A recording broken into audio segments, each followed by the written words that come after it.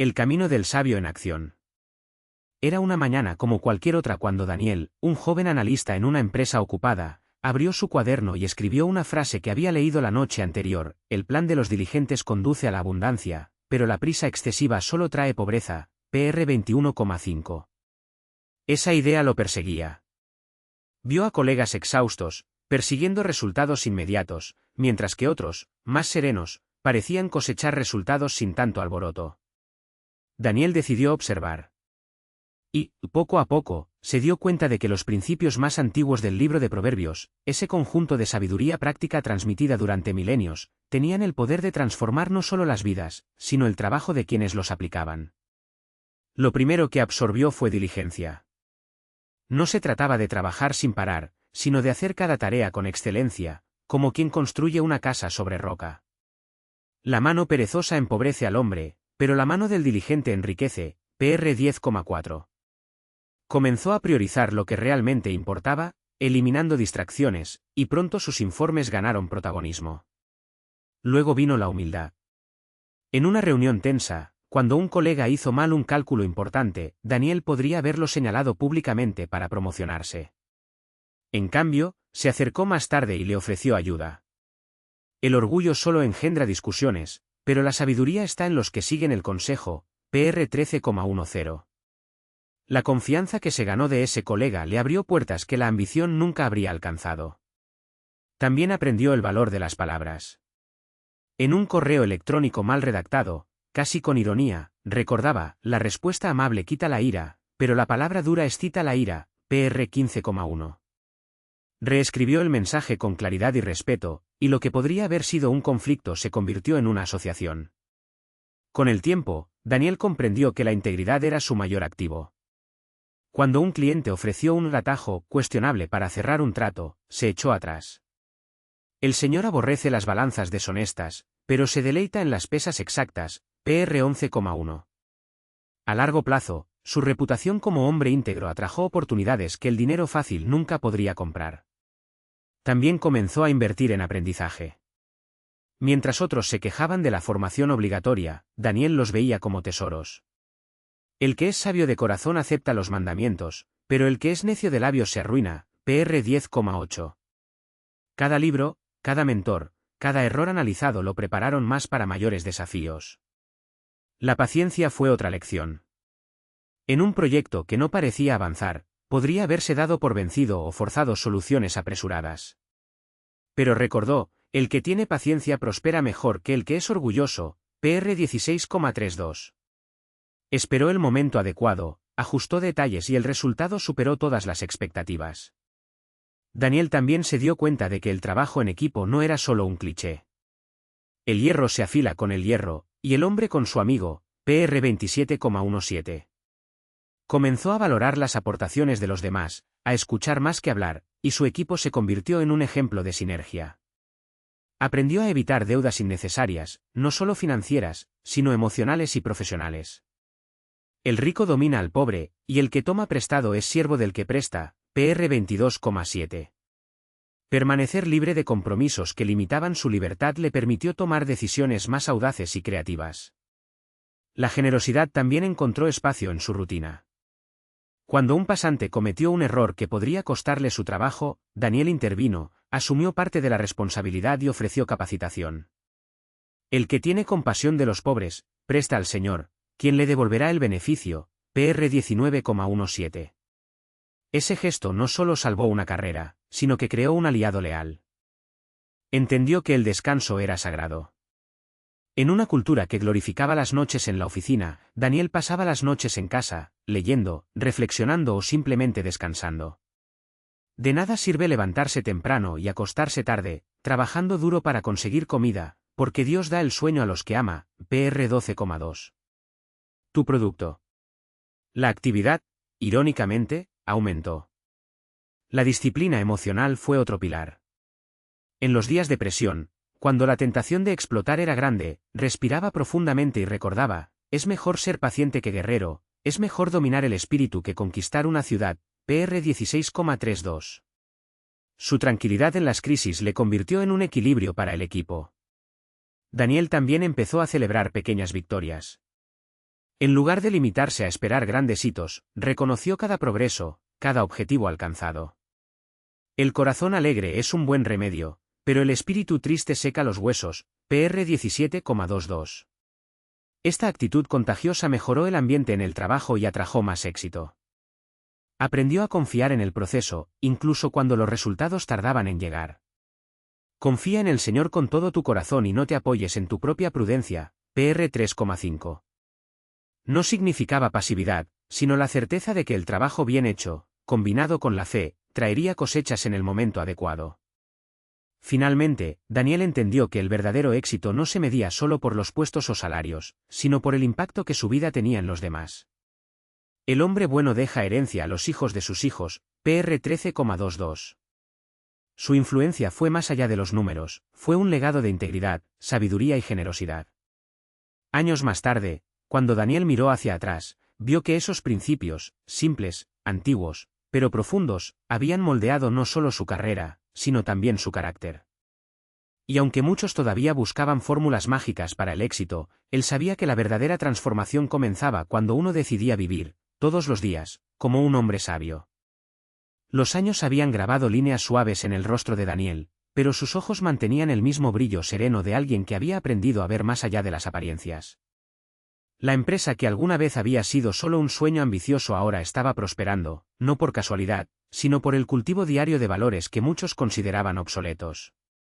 Sus empleados no lo llamaban jefe, sino amo, no por su misión, sino porque reconocían algo raro en él, un hombre que lideraba con la misma humildad con la que servía.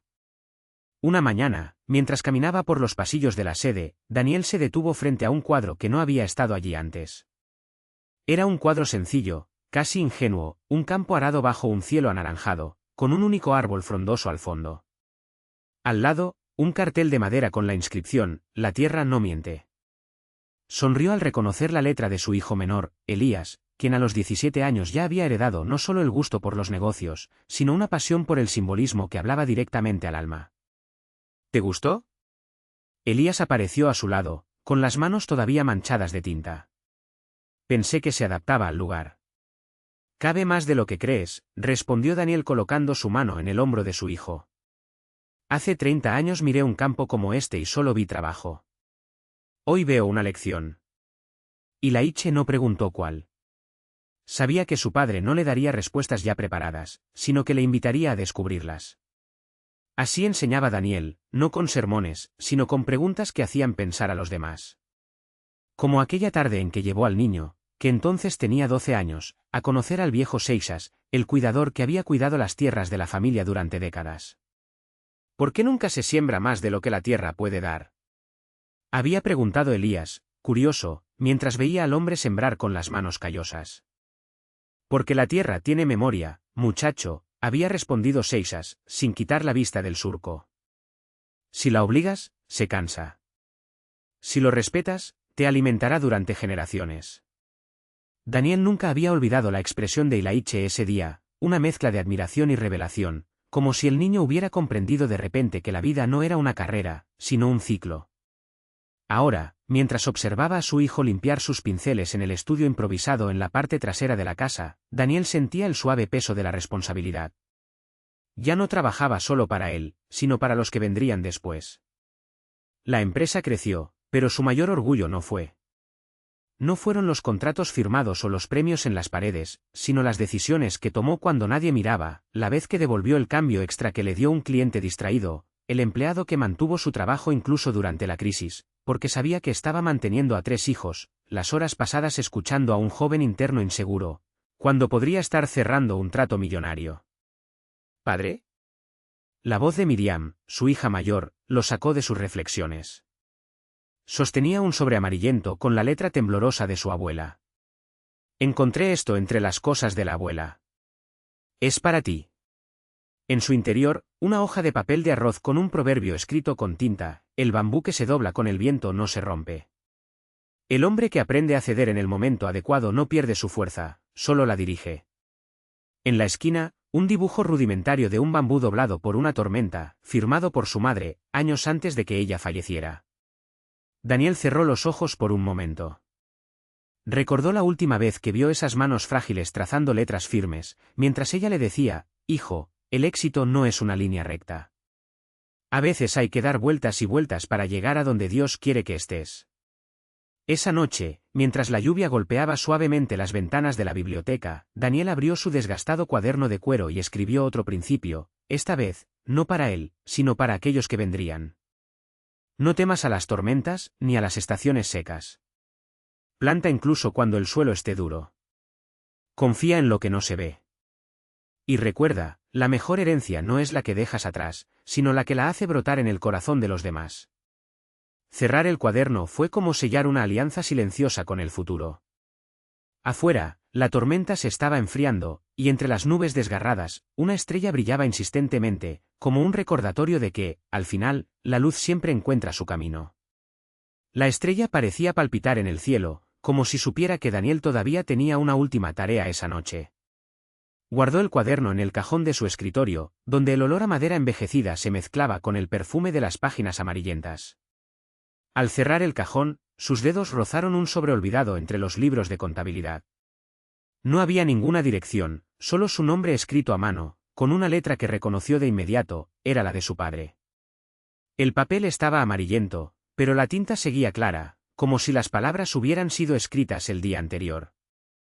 Daniel se sentó, vaciló un momento y luego rompió el sello de lacre, ya agrietado por el tiempo. En su interior, una sola hoja, con un breve mensaje. Hijo, cuando estas palabras lleguen a tus manos, ya habrás aprendido lo que yo entendí demasiado tarde, que el legado no se mide en tierras ni en monedas, sino en las decisiones que tomamos cuando nadie mira. La finca que te dejé no es solo tierra y ganado, es un pedazo de mi silencio, de mis dudas y también de mis pocas certezas. Una de ellas es esta, fuiste la mejor semilla que planté en mi vida. No la entierres. Daniel dejó caer el papel sobre la mesa, como si se estuviera quemando. Las palabras de su padre resonaron en su interior, mezclándose con el sonido de la lluvia que ahora goteaba suavemente por los aleros. Durante años había creído que la herencia del anciano era solo deuda y una tierra cansada. Pero allí, en el silencio de la biblioteca, comprendió que la verdadera granja que había heredado estaba hecha de preguntas sin respuesta, de noches de insomnio intentando descifrar el misterio de un hombre que hablaba más con los animales que con su propio hijo. Se levantó y fue hacia la ventana. La tormenta había pasado, dejando atrás el aire húmedo y el olor a tierra mojada. En el horizonte, más allá de los campos, se podía ver la silueta oscura del viejo cobertizo, donde aún guardaba las herramientas de su padre, oxidadas, pero intactas, como si estuvieran esperando algo. O por alguien. Sin pensarlo dos veces, se puso el abrigo y se fue. El barro se le pegaba a las botas mientras caminaba hacia el almacén, iluminado solo por la luz plateada de la luna que emergía entre las nubes. Al empujar la Al crujir la puerta, lo envolvió un olor familiar, heno, aceite de máquina y el leve aroma a café quemado, los restos de una tetera olvidada en la mesa de trabajo. Era allí donde su padre pasaba las primeras horas de la mañana, reparando arados o simplemente sentado, mirando al vacío como si esperara alguna respuesta. Daniel encendió la lámpara que colgaba de la viga central. La llama vaciló, proyectando sombras danzantes sobre las paredes de madera. Sus ojos se posaron en el viejo escritorio de la esquina, cubierto por una capa de polvo. Limpiándolo con la manga de su abrigo, descubrió un libro de registros, no de negocios agrícolas, sino de un diario.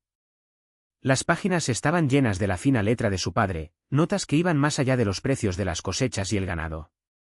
Había dibujos de constelaciones, bocetos de árboles y, entre ellos, frases sueltas. El maíz no crece más rápido porque le gritemos. La paciencia es la única herramienta que no se oxida. Hoy Daniel me preguntó por qué el cielo es azul. No supe qué responder. Quizás la pregunta sea más importante que la respuesta. Al pasar las páginas, encontró un mapa rudimentario, no de carreteras, sino de lo que parecía un sistema de riego, dibujado con líneas temblorosas. En la esquina inferior, una nota, para cuando vuelva la sequía. No es si, es cuando.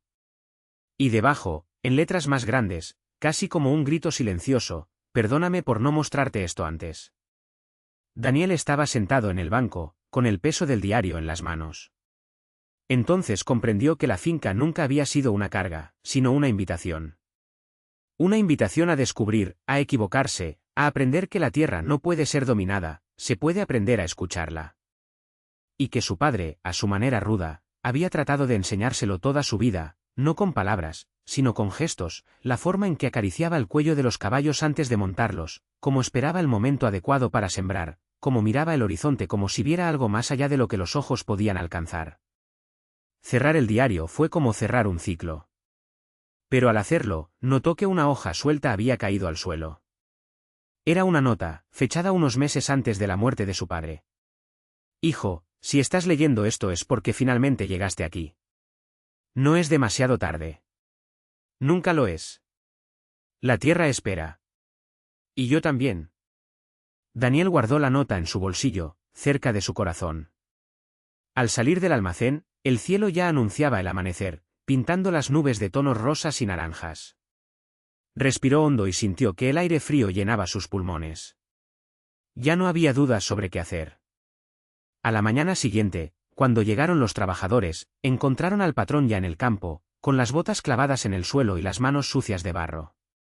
No dio órdenes. Simplemente tomó una azada, cavó el primer surco y dijo, con una sonrisa que no había visto en años: empecemos de nuevo. Esta vez, juntos. Los hombres intercambiaron miradas, sorprendidos. Algunos se rascaban la nuca, otros se ajustaban el sombrero, como si el gesto pudiera ocultar su asombro. El mayor del grupo, el señor Antonio, un hombre de manos gruesas y voz ronca, fue el primero en acercarse. Se quitó la camisa raída, se ató las mangas a la cintura y tomó otra azada apoyada en el tronco de un árbol de jequitiba. Si vamos a empezar, entonces vámonos, dijo escupiendo en el suelo antes de clavar la herramienta en el suelo. Uno por uno, los demás lo siguieron. Los surcos se multiplicaban, rectos como venas abiertas en el cuerpo seco de la finca. Daniel trabajó en silencio, pero su ritmo era constante, casi ritual. Con cada bocanada de tierra removida, parecía desenterrar no solo el pasado, sino también algo más profundo, algo que palpitaba bajo sus botas. Al mediodía, cuando el sol ya quemaba la espalda, apareció la mujer del señor Antonio con una cesta de pan de queso y una botella de café dulce. Se sentaron a la sombra del cobertizo, pasando la comida de mano en mano, tomándose su tiempo. Daniel partió un trozo de pan y sintió en la lengua el sabor de la infancia, esa misma masa que su madre preparaba en las primeras mañanas de invierno, mientras su padre salía a revisar las cosechas. ¿Recuerdas cuando aquí cosechábamos maíz?, preguntó Joca, el más nuevo, apuntando a una sección donde la tierra estaba más oscura. Solo en esa parte se podrían llenar 3 carros. Daniel asintió. Lo recordé. Recordó el olor del grano seco, el ruido de los zorzales al anochecer, las historias que contaba su padre mientras afilaba su guadaña a la luz de una lámpara. Pero también recordó el año en que las lluvias no llegaron, los surcos resquebrajados como cicatrices, el silencio que cayó en la casa después de que llegaron las deudas. Esta vez será diferente, murmuró, más para sí mismo que para los demás. Por la tarde, mientras los hombres descansaban, Daniel regresó al almacén. Buscó entre las cajas polvorientas hasta que encontró lo que buscaba, un cuaderno de tapa dura, con las notas de su padre en letra pequeña. Hojeó las páginas, donde los dibujos de rotación de cultivos se mezclaban con garabatos de plantas que nunca antes había visto. Una de las últimas páginas, resaltada a lápiz, decía: la tierra no es solo para quitarla. Es para devolverla. Cerrar el cuaderno fue como cerrar un trato. Cuando se fue, el viento soplaba más fuerte y traía el olor de la lluvia lejana. Daniel miró hacia el cielo, donde empezaban a acumularse densas nubes. Sonrió. No era superstición, era simplemente el tiempo siguiendo su ciclo. Pero por primera vez en años, se sintió parte de ese movimiento también. Esa noche, después de que los hombres se marcharon, Daniel permaneció solo en el porche, observando las primeras gotas caer sobre la tierra removida. El agua corría por los surcos, mojando sus manos aún sucias. Pensó en la nota, en su padre, en todas las veces que había oído que la granja estaba muerta. Pero ahora sabía que la tierra solo dormía. Y él estaba allí para despertarla.